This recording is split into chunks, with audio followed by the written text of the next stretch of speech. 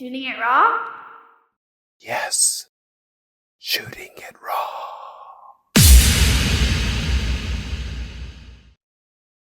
Actually, a few years back, I opened my own photography business. Did photography in St. Louis for a while, mostly kind of corporate stuff. And I don't know, like I started it as something that I just really loved taking pictures. And that's actually why I quit it as well, because I loved taking pictures and I stopped loving it so much after I started getting paid for it. So, yeah, no, photography for me has always been a kind of a love-hate relationship because sometimes I love to travel, and sometimes I'll purposely travel without any camera or any way of recording anything, and sometimes I'll travel just to take the pictures. So it's the duality there is a very real thing for me.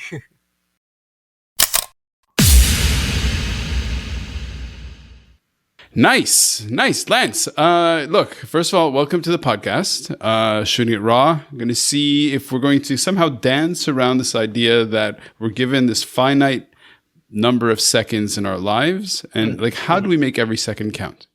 If life really is a gift. I know nothing about you. So your name is Lance Aksamit. Yep, Lance Aksamit. Aksamit. Okay, Aksamit. What is Aksamit? I've never seen that name before. Yeah, no, it's if you ever see one, there's a good chance I'm related to them. It is a old Czech name, actually. Okay. So yeah, my father's family is from Bohemia, and they all came. A lot of them came back from this. Actually, I'm related somehow to a Czech fencer, an Olympic fencer. Nice. She's an Aksamit. That's the only other Aksamit I know that's famous. So.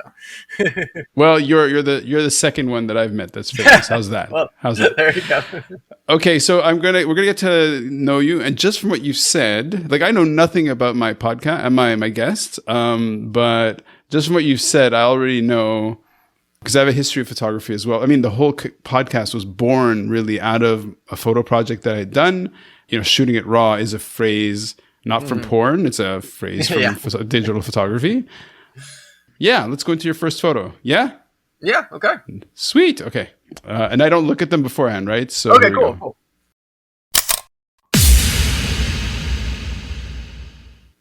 I loved how I have no idea what I'm going to see.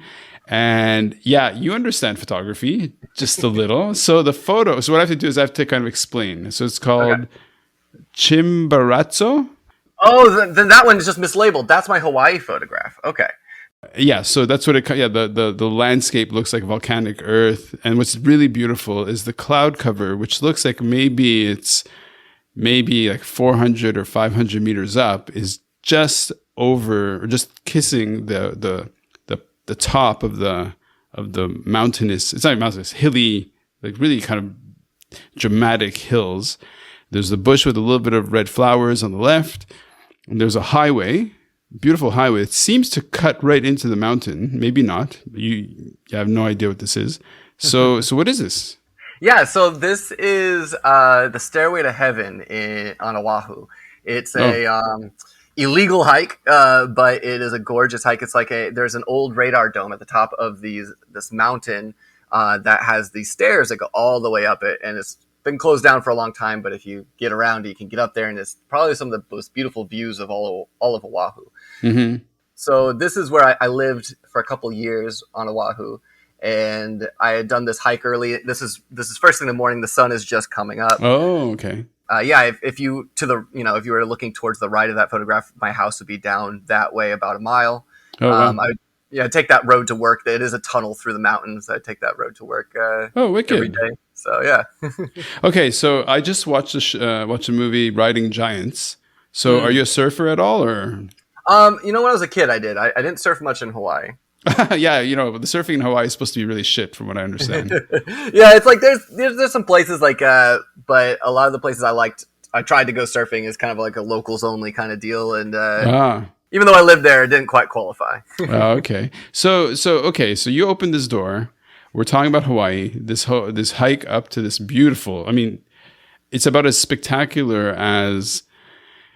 Like they shot the movie, like The Lord of the Rings in New Zealand because of the dramatic landscape. And so, I mean, this is that kind of, or Lost, right? They shot Lost on yeah, this is actually, this is where they shot a lot of Jurassic Park, the first one. Ah, that makes sense.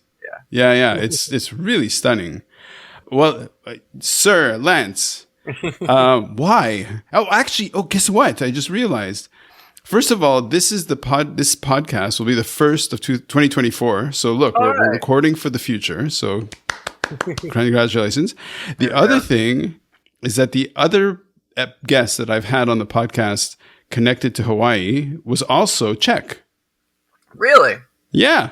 That is a strange coincidence. That's pretty Yeah. cool. Okay. So, okay, but again, going back, why start with this really gorgeous dramatic photograph? Yeah, so we just left from this place. Like we just moved from Hawaii. We're living in California, and so like now we are. I don't know. Hawaii, as far as inside of America goes, it's where I feel most at home. I was actually born in Central America, and the culture in Hawaii is the closest to the culture from where I grew up. Mm-hmm. So there's something about Hawaii that really clicks with me as far as feeling like home. So I picked this picture. Oh, okay.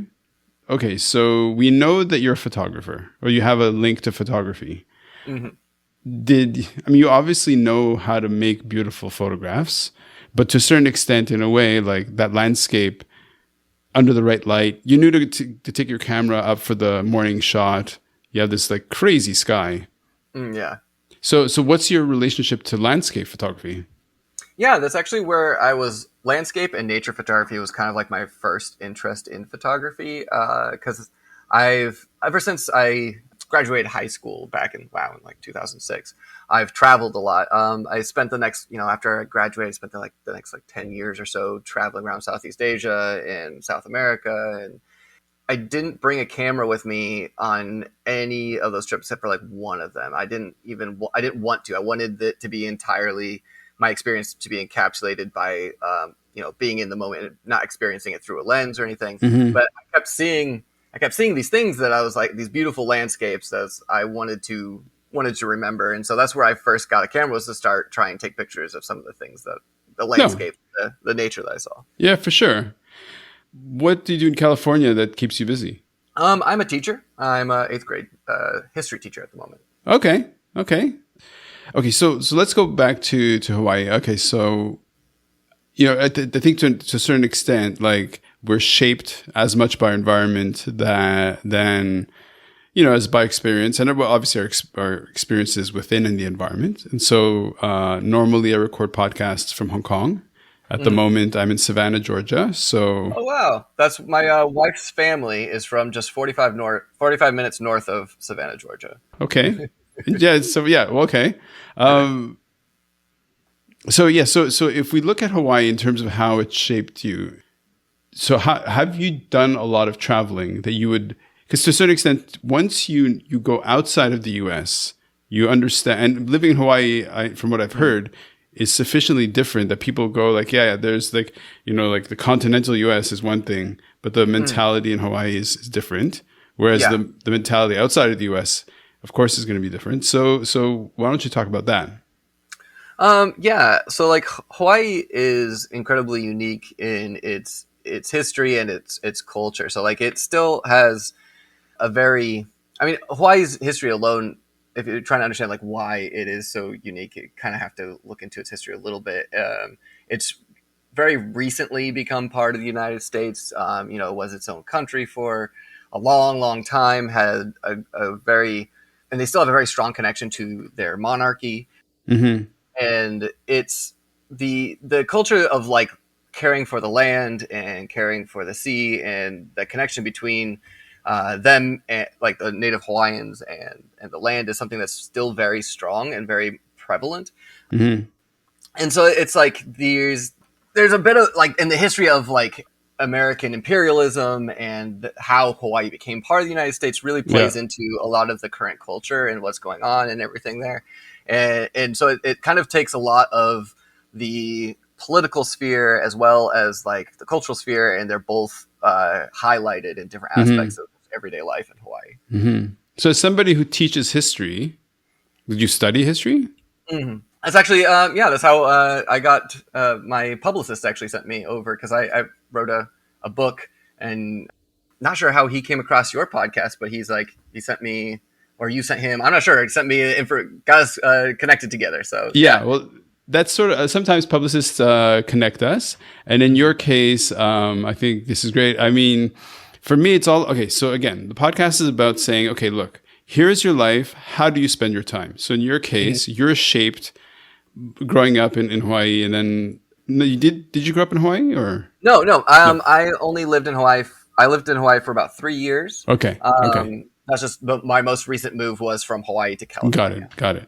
Okay, but so yeah, so you know, sometimes I get authors on the podcast because authors have had to focus on expressing a story or their story or some kind of story within a narrative, and so I have photography and writing, so I'm also within the writing world, and so first of all, we have to promote your book. What's the name of the book? Yeah, it's called Youth Group: Coming of Age in the Church of Christian Nationalism. It's essentially a book that highlights how Christian nationalism, how evangelicalism became the primary force inside of Republican politics, and kind of highlighting my contributions to that process. It Hmm. shows, like, because I grew up in a very staunch evangelical household, very much Christian nationalists, and kind of how I came up in that, came out of that, and so it Hmm. kind of chronicles my life as well as the history of Christian nationalism inside of America. Boom. This is a lot to chew on. Okay, look, we're going to get back to that. So Sounds good. please say that the title of your book slowly, and it's going to be in the show notes. A link to the book. What is it? Okay, it is Youth Group: Coming of Age in the Church of Christian Nationalism. Okay, by Lance Aksamit. That's correct.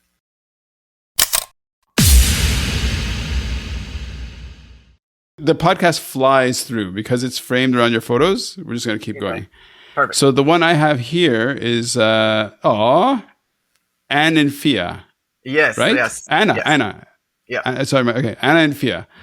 Okay, so it's a photograph in what looks to me like. Unfortunately, I've been poisoned by you saying that you're in California. It looks Yes. like the Pacific Northwest more than the Pacific Southwest, but it could because the two people in the photo. It's a cute photo of a very, I'd say, a toddler, like 2 to 3 years old, just walking and discovering the forest, the big, beautiful trees of the West Coast, and a woman, sensibly Anna, is walking with hands in pockets. So it's probably a little bit cool. Hair in a ponytail, wearing a jacket, wearing a backpack, and then the trail is like covered in reddish pine needles. I guess it's a bit of shrub, but they're large, tall trees all around. Maybe not California, maybe Oregon or Washington. What's this? This is Northern California. Okay, Yeah, so this is not too far from the coast, not too far from, I think we were close to Eureka at this place. So yeah, it was the redwoods, and we were hiking towards the coast. nice. We had been, I don't know, that's my daughter Fia. She, at this time when this picture was taken, we were on a little bit of vacation from Hawaii to California, and she was about 2 years old at this time, almost. And she kind of grown up going on hikes, and so I decided that this was a good exemplar of the things we enjoy doing, and this is my little family. Right, nice. Well, okay, so like how my family overlays with your family is I have a daughter who, you know, and like her mother is from British Columbia, so BC, so the forest is all there. We've always done tons of hiking. So this photograph to me is very familiar. It's that idea of, you know, the two in front and me behind to make the photograph as you were. So you know, because I'm like a writer kind of person as well. I'm like, well, everything's a kind of a story, right? Yeah. So the first chapter of the story was this beautiful landscape in Hawaii. The second chapter is this beautiful intimate photo of your wife and your daughter together. And so you're this this small cluster family of you three. What's in this chapter? Yeah, I think so.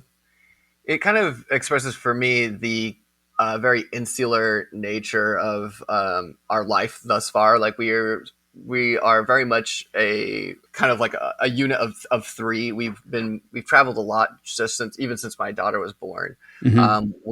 She was born in Hawaii, and then we lived in Ecuador for about 9 months, Oh and wow, then we traveled in an RV from Savannah, Georgia, actually all the way to Northern California, where this picture was taken. dude, this is too funny.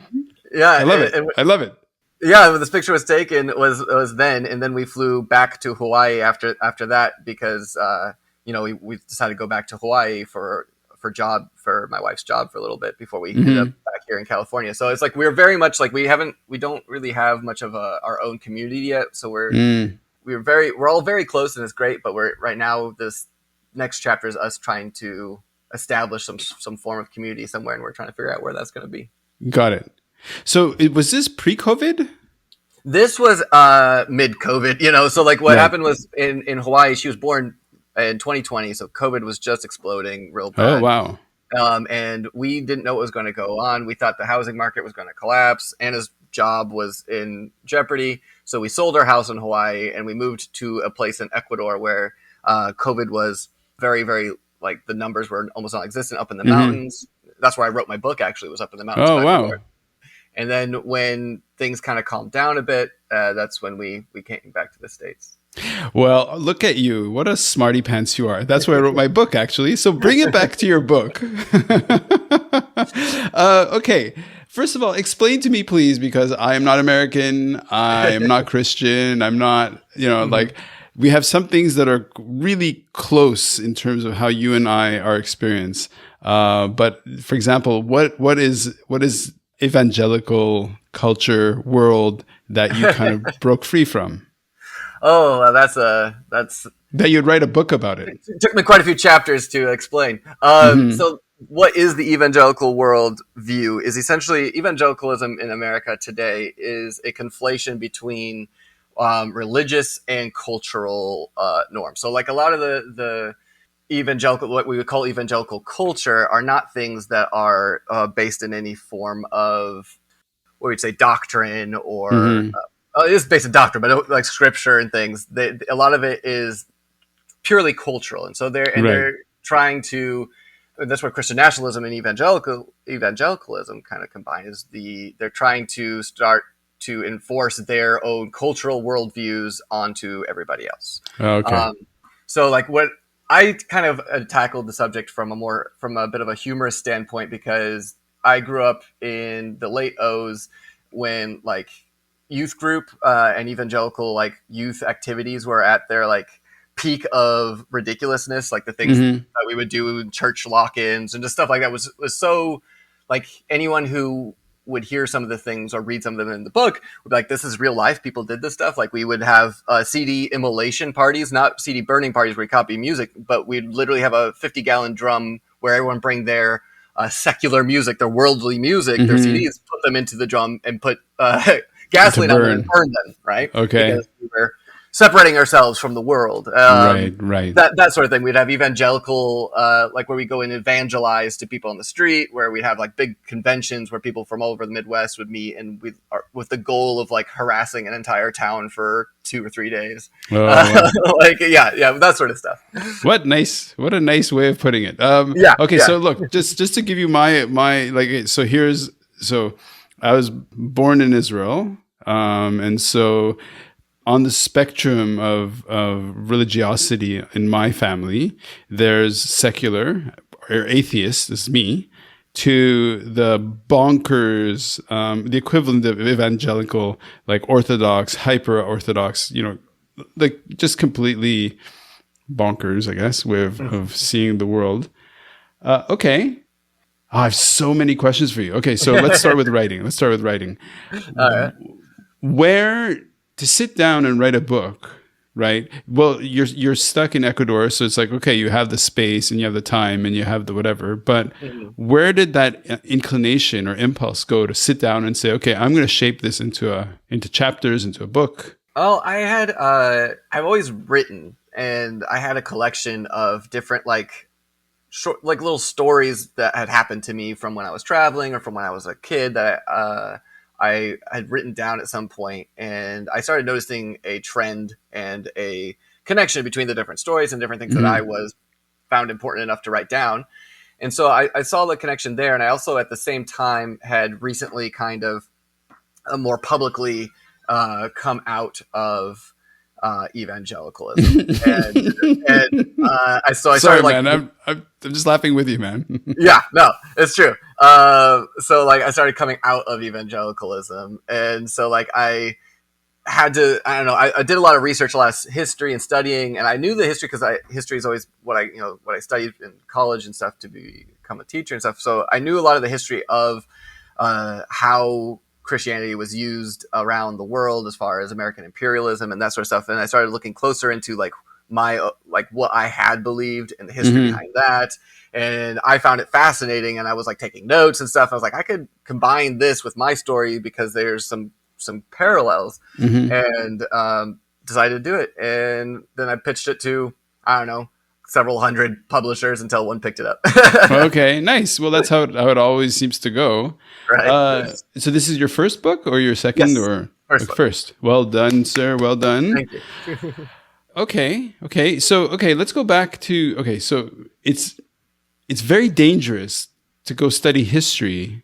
It's like it'd be like, how could you? I don't understand how a scientist, like a true scientist, could become a scientist and not actually become, then not question everything. So in my case, it would lead to a certain crisis, intellectual crisis of, I mean, religion never resonated with me. Like really, as a kid, even as a kid. So in your case, like, so where did your sort of detachment from the evangelical sort of narrative or story or culture or presence in your life, like how did you detach and then get the courage or the impulse to just say, okay, that's Yeah. No, I mean, there's no, like, that's one thing is like, there's a series of small events that lead to a watershed moment kind of deal, right? So, Mhm. it's, I think some of the earliest ones, like, there was never really a choice for me as far as when I was a kid on whether or not this like resonated with me or not. I was a Christian, and that was the truth. Mhm. And anyone else outside it who didn't know that either needed to be saved or they were actively trying to keep me from doing God's work on Oh, earth. So like those were my options there. wow, And wow, wow. but like even when I believed that, there was like I always felt really guilty about certain things that came natural to me. For example, like I always hated evangelizing to people. Like I Right. hated the trying to get someone, like it did not feel loving. It was supposed to be Sure. a loving experience. Like you're supposed to be showing your love and God's love to people by trying to Mhm. get them to heaven, right? I just absolutely hated it. And I felt terrible about that. I was like, I feel like this is the most cringy, awful thing to be doing. And I couldn't quite understand why, because in my ideology, it should have been the best thing. And so there was that little Right. split that started early on. Also, the people I just disliked the most were always the most Christian people. So that was like we used to in school we'd have to do what we called sword drills, which was Okay. they would tell us a Bible verse, and we'd have our Bibles in our hands like above our heads, and then Yeah. whoever brought it down and opened it to that verse and read it the first got Wow. some prize or whatever, right? We call them sword drills because, and as it was explained by my teacher, was that soon you won't even have to think of anything when something happens to you. The scripture will immediately come to your mind, and Right. that was the idea. And I remember thinking like, but I really don't like people who quote scripture all the time. Like those people are Right. the worst people. So Yeah. like I Yeah. remember even then being like, I don't want to be that person either. Yeah. And the other really big one was in church. So like in church, we'd always have someone who would share, a lot of times we have somebody who would share their testimony, which is essentially their story of before they were Christian, then when they became a Christian, what they're doing now, right? And and I can't think of a single one where I wasn't disappointed at the point where they became a Christian, because when they became a Christian, all of a sudden their stories became way less interesting and Mhm. incredibly boring. Whereas their Mhm. lives beforehand were usually something pretty interesting and like fun to hear Mhm. about. And so I was like, that's probably not a good sign either. Right. Yeah. Okay. Yeah. Like so. In terms of let's get to the nitty gritty of your book, though. Like, how old is your book?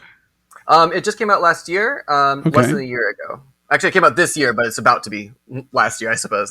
Uh, And so how because look, I think like all art, and to write even a nonfiction book, it is a sort of artistic piece, it's like you never know how it's going to land, right? Like you kind of send it off and it's like, there goes my baby. And some hits, some miss, very much like this podcast maybe. But like what from the publication surprised you?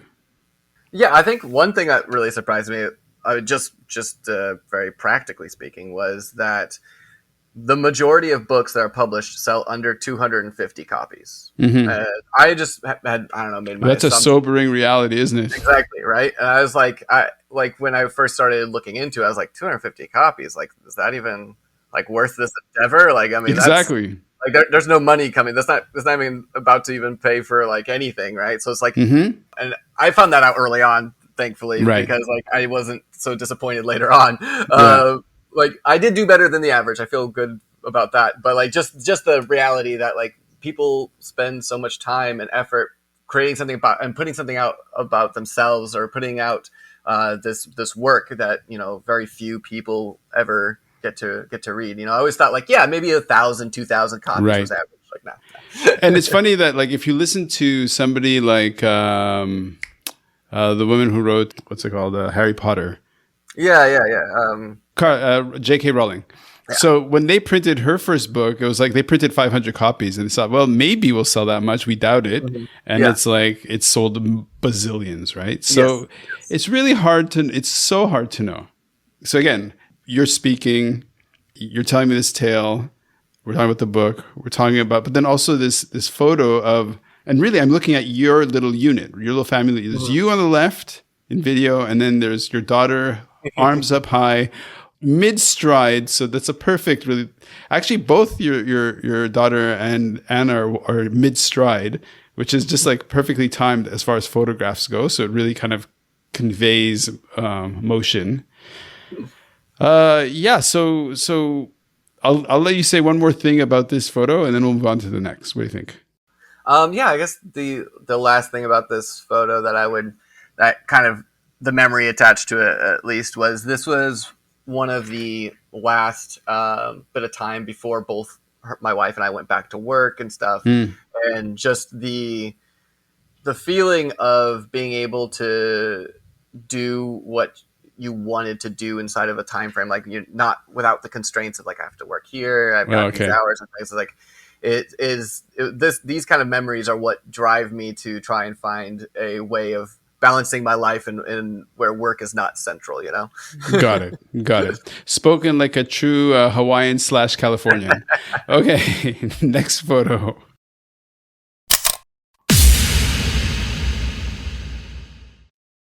Okay, there we go. Okay, so in this photograph, dude, your photos are great. Okay, so half the image is sky with the clouds very low to the ground, right? In the sense that these are high clouds, and yet there's mountain peaks, and the mountain peaks in the background, there's snow on them. The rocks are super craggy, like there's nothing green on them, nothing alive. In the foreground, in this beautiful tan brown color, is light grass, slight shrub, and this one desert chicken that's humongous. What is that? This guy down here. Yeah, it's not a desert chicken. I'm just kidding. It's a vicuña. It's a vicuña, which is a subspecies of alpaca. Ah, alpaca. Okay. So a vicuña. Yeah, VECUNA, I believe. Okay. How's your Spanish?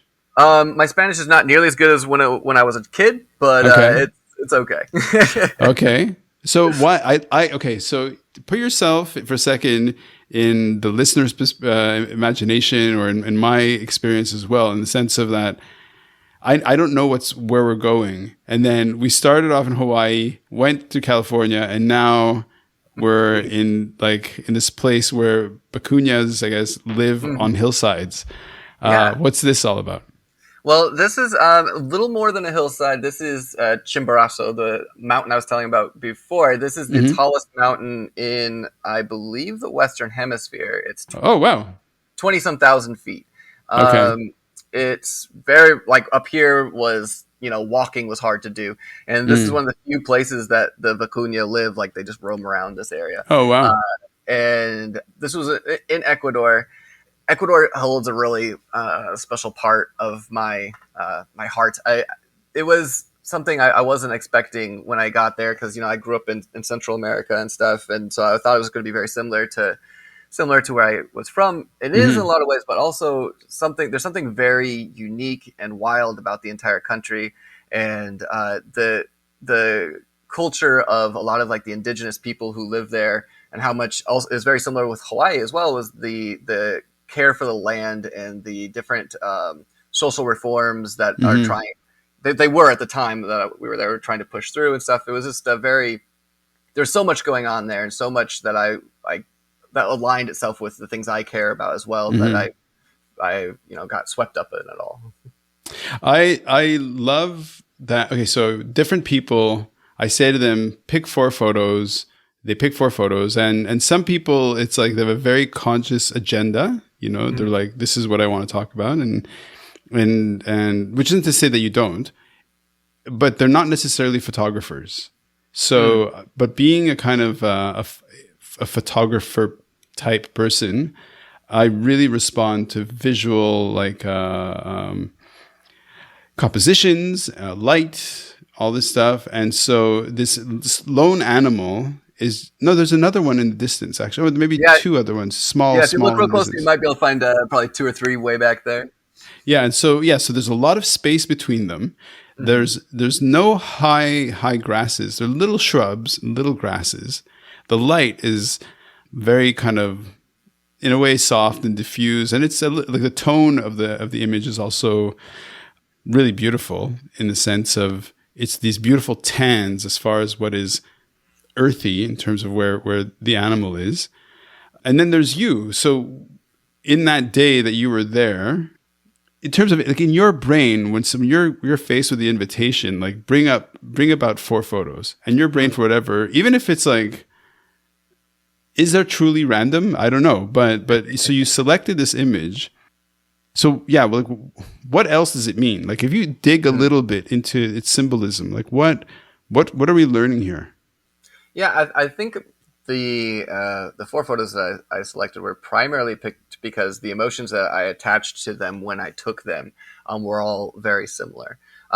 So they're not like the best pictures I have. They're not the best composed, or even like there's one later on that's I think even slightly blurry. But like it's about how I was feeling when I took them, and in this picture, in particular, it was like I was seeing something I'd never seen before. It was something in a place I had never imagined, some place that felt very alien. And I'm always the most comfortable when I'm in a place that is incredibly alien to me. Like I feel the most, maybe not comfortable isn't the word, but the most me. I feel like the most genuine when I'm in a really alien environment. Like an outsider in a way. Yeah. And so like that's where I feel very happy. I feel very secure. And the one picture that I felt that way, but was not in a kind of an alien environment, was the one where it was my daughter and my wife. Okay.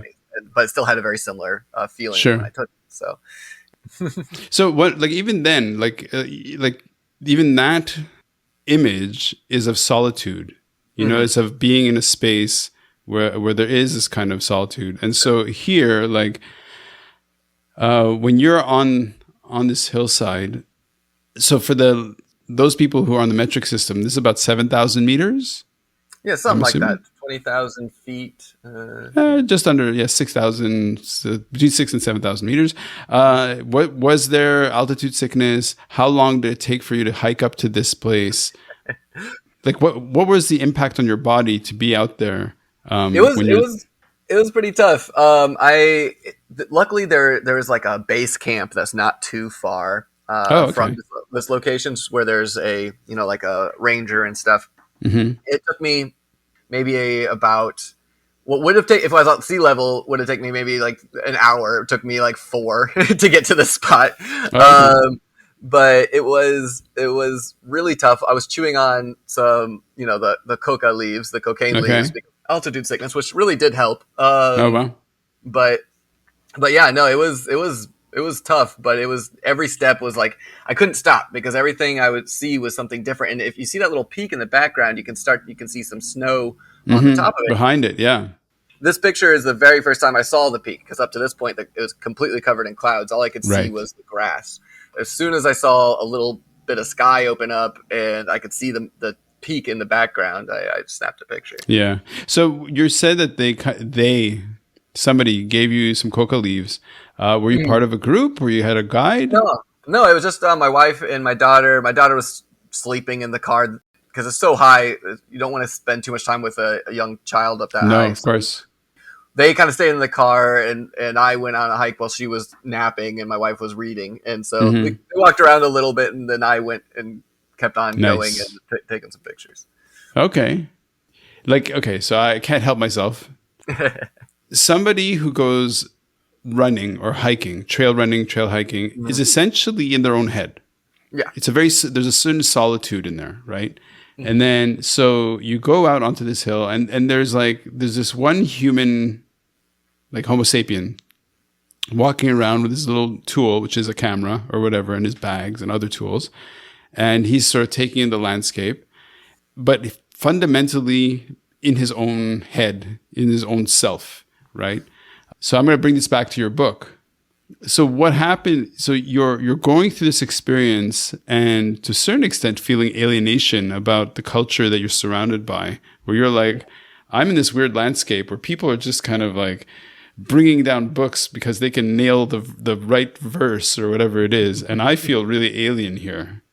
So why don't you talk about your what are your internal drivers that because writing a book is totally a solitary thing, like you have to get a room of your own, nice and quiet, sit, It's true. It's be true. so why don't you talk about like what's your relationship to your own solitude? Yeah, solitude is something I've always prized and valued highly in my life. It's when I think a lot of it is probably I come from a family of four sisters, and then I was the only boy. Oh, okay. So like there was a lot of time spent like playing by myself as a kid, just because like my sister, not that they were Are you the youngest? no, I have one sister younger than me. Okay, so wait, I have to interrupt.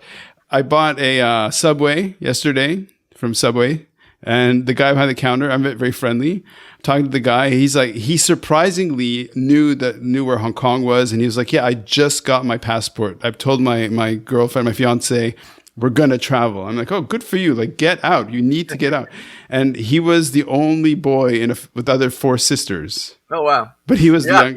He was either the youngest or the eldest. I forget that point. It's tough when you're growing up with with four sisters, and they all kind of like form their own little unit, and then there's Uh, you. I treat you as the doll. Yeah, like you're the doll, or in my case, I was the guinea pig. So like if they found something they wanted to do, but they weren't sure if it was dangerous, they'd have me go and do it first, kind of stuff. Like we watched Mary Poppins, and they weren't sure if actually you could float with an umbrella, so Mm. they gave me an umbrella and tossed me off the roof, kind of deal. Well, obviously you made it, so well I done. made it. I made Yeah, it. yeah. So, but you can't float. The umbrella turns inside out, so don't try, Of guys. So. course, of course. Okay, okay. So yeah. So what you like in terms of that? If there are switches in your head that go on and off depending on the circumstance, right? Like for example, you have a very small, tight knit family. Like talk about those deeper levels. Like, was writing your book? What's the title again? It is youth group coming of age in the Church of Christian Nationalism. A very light, easy, party going title, dude. That's a very heavy title. So it switches in your head in terms of would go off for you to write this book and to publish it, because that's it's a different task than to actually writing, right? But then to go on hikes. So why don't you connect, or if you can, try to connect growing up only boy within that whole world. Like why don't you share that in terms of what are the switches in your brain that go off to make you kind of grab your camera, go out, or So like I always sought out solitude or sought out adventures that I partook in by myself. So like when I went to after high school, I knew I didn't want to go to college, mostly just because everybody else was going, Mm-hmm. and so I was like, I'm not going to do that. Eventually, ended up going, but it took me about 10 years. I Mm. went. I instead went to Vietnam. I bought a one-way ticket to Oh, Vietnam, and had a backpack. I got rid of everything that I owned and just had a backpack with a few things in it, and went to Southeast Asia and hiked around, just kind of backpacked through Southeast Asia, the traditional mm-hmm. backpacker thing. At the time, I thought I was like completely unique in doing it. Of course, everyone does when they're that age, Right. think they're kind of a unique butterfly in how they do things. But Choosing Vietnam, though, I mean, that's like what drew you to Vietnam? Vietnam, I think Vietnam, it was its place in American history. Like it's this quagmire that America got itself into, and there's so much. I grew up watching like Chuck Norris movies and Mm. Uncommon Valor, like all these movies that featured Vietnam negatively, but something about it, like something about the mystery of like this place that seemingly stood against everything I knew up to that point about like America, like America's invincibility, its Mm-hmm. exceptionalism, and yet somehow what happened, like Vietnam didn't, something about it just didn't stand out, like stood Mm-hmm. out in a way that didn't make sense to me, Yeah. which had always intrigued me. So I Mm. I picked Vietnam. I think. And No, sorry, am I interrupting? I don't mean to interrupt. no, yeah, it was essentially from there. I just, I experiencing it alone and going from like group to group of people. There were people who like immediately accepted me in as like a fellow traveler, and that made me felt like I felt very much like I was accepted, as well as feeling, the solitude, and it was a great experience for me. Nice, nice. Well, on that note, shall we go on to the next photo? Let's do it.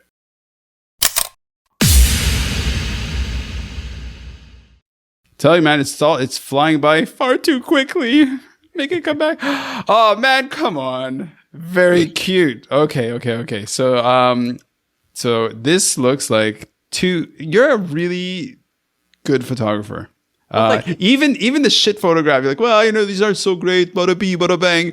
The light is beautiful. The sort of the moment is beautiful. So there is the how should I put this?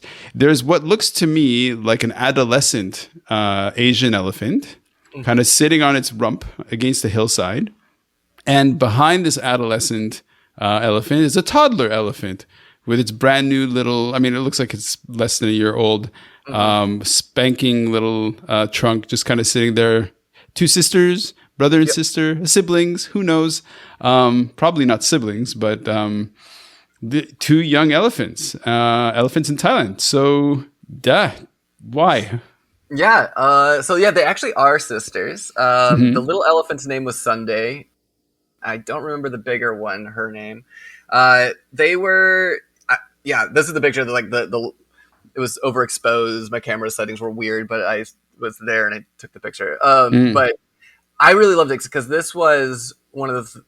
It was a really special experience for me. So I went and worked in Thailand a few years ago. It was like 2016.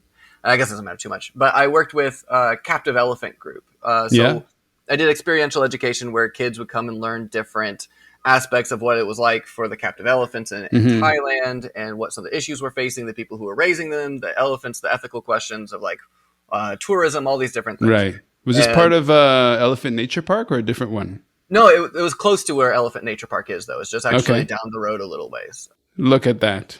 Yeah, like so these guys, we were out there with them, and I don't know, these just like the humanity inside of elephants is amazing. Hmm. Which is a The funny sentence, but yeah. Right, exactly. Like there are a lot more, there much more people than a lot of people I know. Hmm. And this was a really important time for me because like I came up against a really tough decision shortly after this picture was taken, where I found out that the organization. So I was working inside of an elephant camp, but I was hired by a different organization. Okay. Right. So I was working inside this camp, and I found that this camp was kind of, they were greenwashing a lot of the stuff that they were doing, and Okay. they weren't being as ethical or above board as they were saying. But the people who were working there were still very, very good people, and they were Right. depending upon the organization that I was working with for like income. And it was just a very, very complex situation of trying to figure out how to find a solution, and ended up coming up with, I guess, the best situation that could be. But yeah, it was just like a really tough call for me, ethically trying to figure out what best to do. It turns out they were supposed to be rescuing elephants, but they were actually breeding them. Uh, Right. and so like we got a whole bunch of stuff involved, and we got my organization changed their policies. This camp said they were changing their policies. It turned out best way possible I can imagine, but it was a monumentous occasion for me, at least. Right. Right. I Lance, it's really nice to meet you. This is great. Okay, so yeah, so having been around, elephant, well, in Thailand a bunch, and understanding and learning a lot about like sort of elephant biology and how they grow. It's like, yeah, you see a toddler elephant, that's like a toddler human. You see a adolescent elephant, it's like an adolescent human in terms of the lifespan, development, and all this stuff. Not to say that we're the same, Yeah. but there is something really powerful about connecting with this other being that cross species, whatever you want to call it, but it's just like, oh, wait a second. That makes you very introspective. Okay, now here's the big question that makes no sense. How do you connect your emotional response to the work that you were doing in Thailand to the book you were writing? I think the the experience of being over there and being faced and forced with like these moral and ethical questions, and not being able to just let it lie but come up with a solution that I could exist with is very similar to my experience with, coming out of Mm-hmm. evangelicalism, right? Like I could Got have it. just let it lie and just been nominally a Christian for forever, and things would have been much easier. But that's not my personality, and it's not, Right. if there is a connection, I think that might be it. So when you gravitated towards, so you studied history in college, you studied something else Yeah, in. I studied international relations, but with like a heavy emphasis on history. Okay. Okay. So yeah. So for example, in terms of the work that I've done for many, many years, it was, and the work I'm doing now, is basically to look at, what to sum it up is that we say that to be a great service network leader and to become a service leader is to have high competence, high character, and high care. So that you care is that you're worried about your tribe, you're worried about your environment, you're worried about the people, not worried, but you're caring about what's around you, the people around you. Your competence is you have the expertise to do what you want to do, that you know how to do things correctly. And then character is this idea that you can build trust, but also you're coming from a strong ethical, moral background, right? So listening to you talk, like with those filters in front of my face and listening to you talk, what I see is a person or a being, a fellow human who has morality and ethics and all this stuff as a real kind of foundation or core value that is just like, so for example, other people may have responded to this ethical dilemma with the elephants and go, meh, not my problem.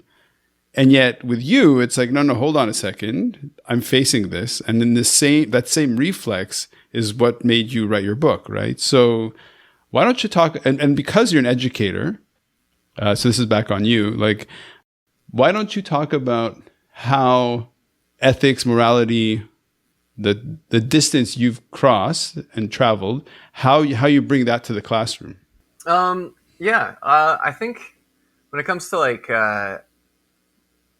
different ethical and moral questions, it's very easy to connect that with, because I teach social studies and history. So like Mm, those, like the dilemmas that a lot of people, face today have been faced a million times throughout history, even the ones we learned about inside of, U.S. history at the moment, which is what I'm teaching, are at just a much grander scale. So I think it's oftentimes, history is taught without really considering the dilemmas that people were being faced with. Like, why did they choose this over that?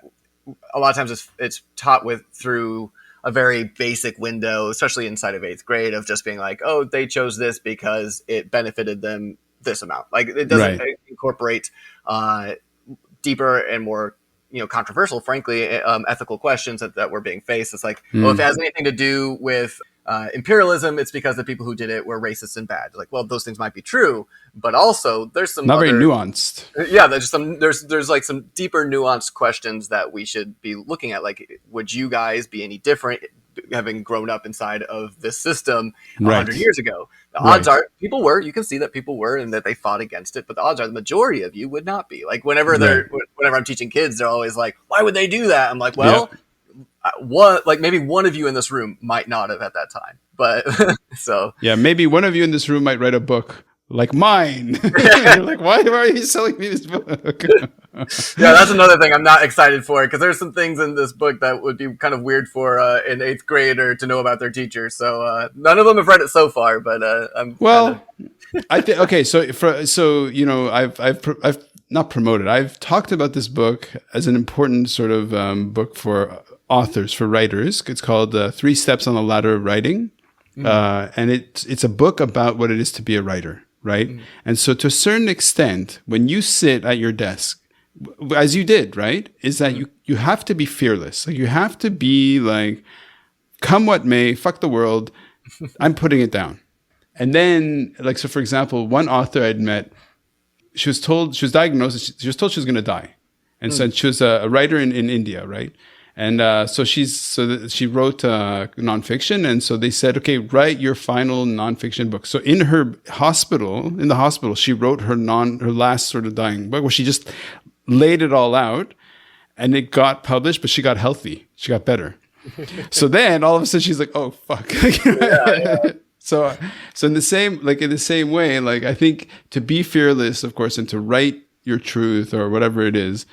Yeah, I mean, I'm sure in between the lines with your students, they're going to pick up on the fact that their teacher is a badass. Like, no, it's really great. Okay, how do we wrap this all up? From Hawaii to California to Venezuela or Ecuador? Ecuador. Ecuador to Thailand. Okay. Luckily, I can just ask that question and say to you, okay, how, if life is a kind of a narrative or a story, what is that story? Oh man, if life is a narrative, what is the narrative?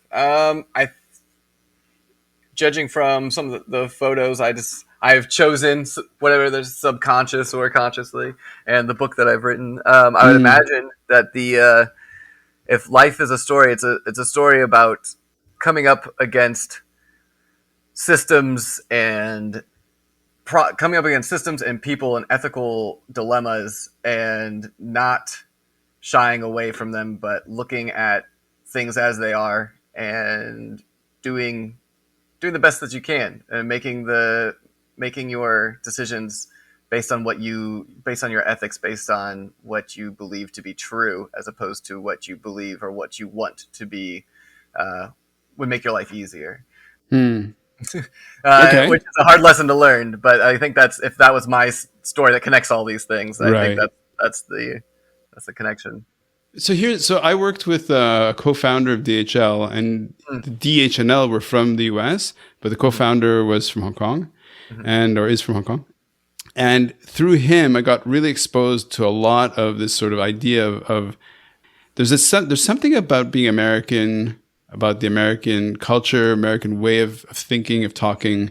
We talk about what's important to us. And as a historian, as a person who teaches history, as a person who's been exposed to that, like there's a really strong moral branch, fiber, pool, book, whatever, chapter in you that really comes out. And so, do you think that was something that was encultured from your culture, or was it encultured from as a family value, or was it just something that you cobbled together out of experience going, no, wait a second, I sleep better at night by making these tough decisions?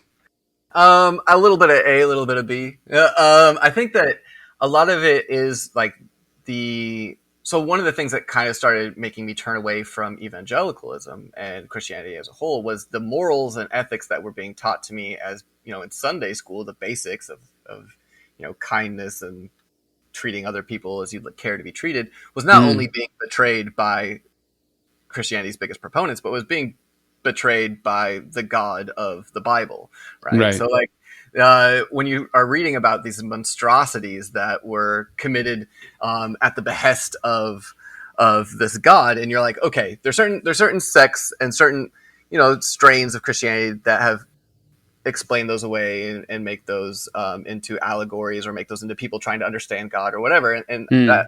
that's fine. But as far as my branch, evangelicals, they believe in the inerrant word of God. So like they're Right, saying, right. Literally, yeah, that God told these people to do these terrible things, and it's like, yeah, well, that's a monster, right? Like yeah, this is like that's terrible. So like yep, these ethics that you guys are teaching me are betrayed by the person that, or the being that you're saying is giving them to you. Like, so that contradiction I think was very yeah. uh, while it was taught to me through biblical means, I think it also taught me to abandon. Well, you mature a mature human being, and to a certain extent, I would say that the people, be they Christian or Jewish or Muslim, who believe those fairy tales are fundamentally immature. And that's just me. Listen, that's just me. That can land on me. Lance, one more time, the title of your book. We're going to Yes. sell those copies. All right, that'd be great. Let's you can buy them on Amazon, Barnes and Noble, I think even Walmart. I don't Yep. know. It is Youth Group Coming of Age in the Church of Christian Nationalism. And if anybody does want to buy it, try and find it at a local bookstore. Ask them to send it to you as opposed to Amazon, if that's Nice, Lance. Nice. Respect. Thank you so much. Thank you. No, thank you. It's been a lot of fun. Bye. Have a good one.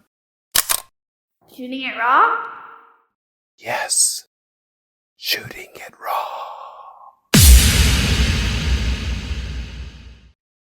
Oh, baby, I like it.